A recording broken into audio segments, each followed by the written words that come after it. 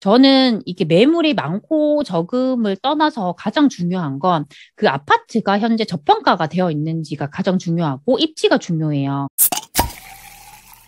안녕하세요. 세비티입니다. 오늘 저는 최근에 저에게 질문을 주신 분이 계셔가지고 그 질문에 대한 답을 좀 말씀드리려고 합니다. 부동산 공부를 하시거나 비슷한 고민을 하시는 분들에게 조금이라도 도움이 될 것 같더라고요. 그분이 이제 첫 번째로 주셨던 질문이 뭐냐면, 현재 청약 가점이 낮다고 하셨어요. 낮고 무주택자셨는데, 이제 거주는 수도권에 하고 계셨어요. 그런 상황에서 지금 지방의 비규제 지역에 투자를 해서 향후에 2년에서 4년 안으로는 이제 서울 수도권으로 다시 갈아타기를 하고 싶다. 그렇게 봤을 때 투자처로서 분양권 투자가 좋을지 아니면 기존에 있는 그런 기축 아파트에 투자하는 게 좋을지 고민이다.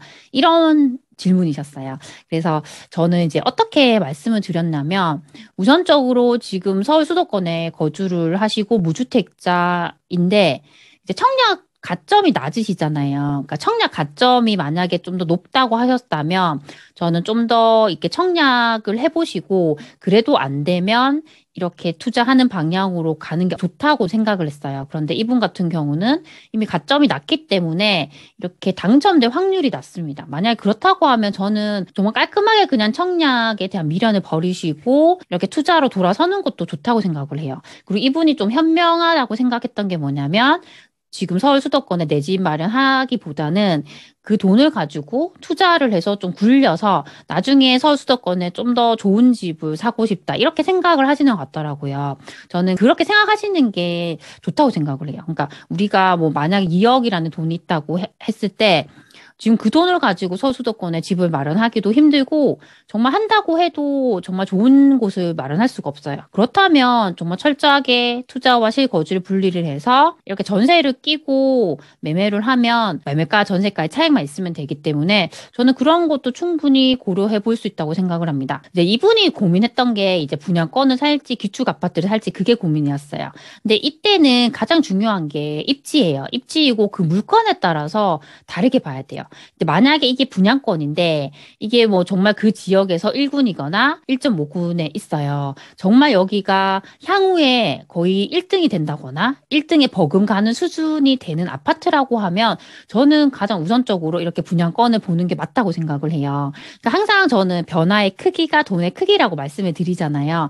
그만큼 분양권은 현재의 그 분양권이 나중에 정말 새 아파트로 변신했을 때 그때는 그 일대에도 변화가 있어요. 그러니까 새 아파트가 들어오면 그 동네가 달라져요. 정말 이제 상가들도 많이 들어서고 이제 사람들의 편의시설도 더 좋아지기 때문에 수요가 더 몰리게 됩니다. 이제 그런 측면에서는 좀 우선순위로 저는 분양권을 보시는 것도 좋다고 생각을 해요.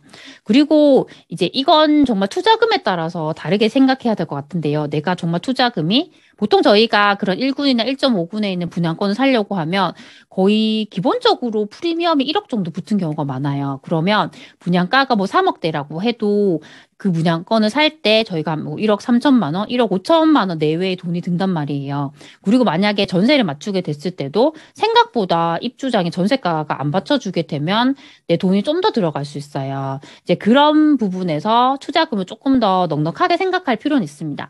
그런데 기축 아파트 같은 경우는 확실히 지금 매매가와 전세가가 정해져 있어요. 그래서 이 투자금 자체가 확실히 지금 딱 예상을 할 수 있단 말이에요. 그런 측면에서는 좀 더 불확실성이 적다고 할 수 있습니다. 그래서 그렇게도 보실 수가 있고요. 그런데 우리가 뭐 변화의 크기라는 측면에서 본다고 하면 아무래도 기축 아파트들은 그 상권이나 그런 편의시설이 다 이렇게 완성이 돼 있는 상태잖아요. 그래서 큰 변화는 없어요. 그런데 이런 단지들이 다른 곳들과 비교해서 확실히 저평가돼 있다고 하면 그만큼 또 이제 갭을 메워가기 때문에 보실 수가 있습니다. 그래서 내가 분양권을 할지 기축 아파트를 할지를 생각을 하실 때는 가장 우선적으로 그 입지, 여기가 입지가 어떤지 그리고 여기가 정말 저평가돼 있는지 그걸 보고 그리고 내 투자금, 그러니까 투자금에 따라서도 선택지가 달라지기 때문에 그렇게 보시면 좋을 것 같습니다. 그리고 두 번째 질문이 있었어요. 그게 뭐였냐면 이제 본인이 아파트를 찾으셨는데 두 개를 찾으신 거예요. 한 아파트는 이제 A 아파트라고 할게요. 여기가 입지가 거의 1군 정도의 입지인데 매물이 많은 거예요. 그래서 전세 매물도 많고, 이제 팔려고 하는 그런 매물도 좀 많았다고 했어요. 그리고 두 번째는 이제 B 아파트인데, 여기는 한 1.5군 정도 된다고 하셨어요. 그러니까 그 A 아파트보다 입지가 안 좋은 거예요. 상대적으로 안 좋은데, 여기는 뭐 매매하려는 매물이나 전세 매물이 적다고 하셨어요. 그러니까 이런 경우에 이제 내가 투자를 하려고 할 때 이제 A 아파트를 하려고 하니까 아무래도 매물이 많이 나와 있으니까 걱정이 되는 거예요. 그럼 이런 상황에서 B 아파트에 하는 게 맞는지를 저에게 물으셨어요. 저는 어떻게 말씀드렸냐면 앞선 질문과도 약간 비슷한데요. 저는 이게 매물이 많고 적음을 떠나서 가장 중요한 건 그 아파트가 현재 저평가가 되어 있는지가 가장 중요하고 입지가 중요해요. A 아파트가 B 아파트보다 입지가 더 좋잖아요. 그런 상황에서 이제 1년간 상승률을 따졌을 때도 A 아파트가 덜 올랐다고 하면 저는 무조건 A 아파트를 보는 게 맞다고 생각을 해요. 그러니까 항상 저희가 저평가된 유망 투자처를 찾아야 되잖아요. 그런 곳들은 평당가가 상대적으로 높으면서 덜 오른 아파트여야 돼요. 그 조건에 부합한다고 하면 저는 매물이 많이 나와 있는 상황이라고 해도 A 아파트를 보는 게 맞다고 생각을 합니다. 그렇다면 내가 만약에 A 아파트를 선택한다고 했을 때 왜 매물이 많이 나와 있는지를 아셔야 돼요. 근데 거기에는 제가 생각했을 때 한 두 가지 정도 이유가 있을 것 같아요. 첫 번째는 인근에 이제 신축 아파트 입주가 있는 거예요. 그런 경우에는 기존 아파트를 팔고 그 아파트에 입주를 해야 해요. 그렇다 보니까 이제 매물을 많이 내놓게 돼요. 그리고 만약 전세 매물이 또 많다고 하면 그때는 생각해야 할 게 여기가 투자자분들이 많이 진입을 했냐라는 부분입니다. 그러니까 투자자분들이 이 아파트를 많이 사게 되면 이제 매수를 해서 전세를 내놓게 되잖아요. 그렇다 보면 일시적으로 전세 매물이 많이 나올 수 있어요. 뭐 이 두 가지가 맞물려서 그 A 아파트에 그런 현상이 일어날 수도 있습니다. 그래서 이런 부분들은 실제 이제 임장을 가서 소장님들께 여쭤보면 대략적으로 알 수가 있어요.